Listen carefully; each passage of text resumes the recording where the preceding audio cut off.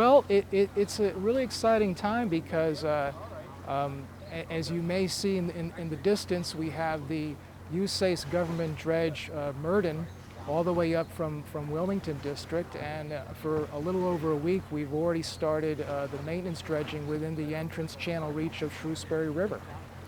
And they're dredging up those sand shoals that pose a potential threat to boaters, and eliminating that threat by removing those sand shoals and then removing that sand and taking it to beneficially use it at a near-shore site. Currently aboard the USACE Dredge Murden. It's a 500 cubic yard hopper dredge, split hull hopper dredge. It's got diesel electric engines with water hydraulic systems to operate the pumps and drag arms. It's got 10-inch drag arm pipes. Like I said, it's a 500 cubic yard hopper. It's currently scheduled to dredge 50,000 cubic yards of sandy material from the entrance river of the Shrewsbury River. So basically what we're utilizing is a three-pronged approach to success, because the scope is a pretty vast scope.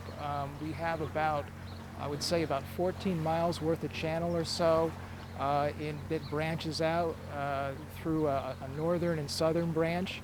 And we have different kinds of material, including sand and silt.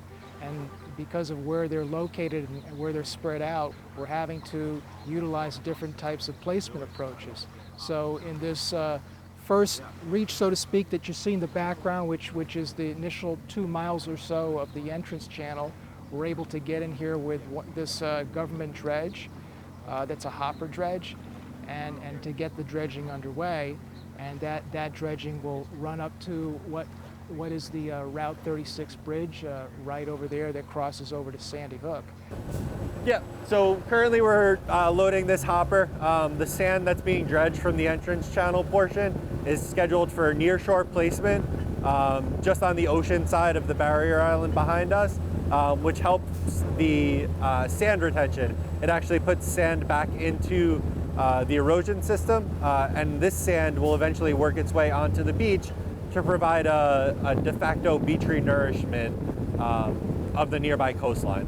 So in this case, we're using a Corps-owned dredge, which is a really great option that we have within the Corps of Engineers versus going out to contractors.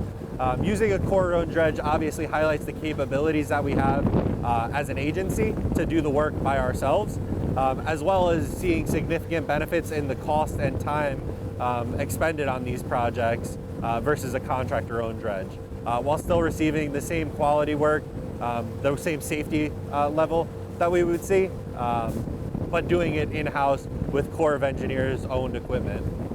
So this project started in early July 2023 and is currently scheduled to end early August 2023 with a duration around 30 to 35 days. Thank you to all the stakeholders, Congressman Pallone, the NJDEP, all the other federal and state and local stakeholders that we've had to coordinate with and that have worked with us, our district leadership, our commanders, our senior leaders at the district, all of the managers within my division, and certainly last but not least, the entire team that I'm very proud of for all this hard work that they've accomplished. Thank you. Well, let me thank the Army Corps, because without them this would not be possible. And when I say that, I mean, first of all, when we got the idea that we wanted to do this community project in the annual budget, we had to go to them to put it together.